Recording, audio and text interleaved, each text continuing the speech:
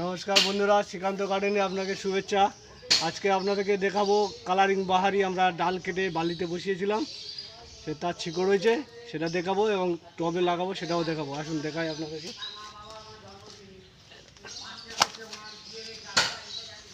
এই দেখুন কত শিকড় হয়েছে, দেখুন প্রতিটি গাছে শিকড় হয়েছে। দেখুন এই যে জলে এরকম ধুয়ে নিলে দেখেছে কত দারুণ শিকড় হয়েছে। কাটিং পাউডার দিয়ে লাগিয়েছিলাম, শিকড় হয়েছে। এবারে আপনাদেরকে লাগাবো ছোটো টবে, সেই সময় দেখাবো। বালির থেকে তুলে বালিটা ভালো করে জলে পরিষ্কার করে ধুয়ে নিতে হবে। ধোয়ার পরে এই যে আমরা এই ছোটো প্লাস্টিক টবে লাগাবো। দেখুন এই টবে লাগিয়ে রাখবো, এখান থেকে পরে বড় টবে দেবো।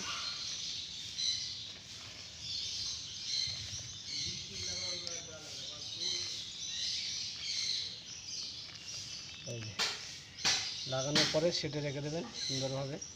এই দেখুন এই সব গাছগুলো লাগানো হয়ে গেলে আপনাদের দেখাবো। এই দেখুন বন্ধুরা, সব লাগিয়ে দিয়েছি বাহারিগুলো।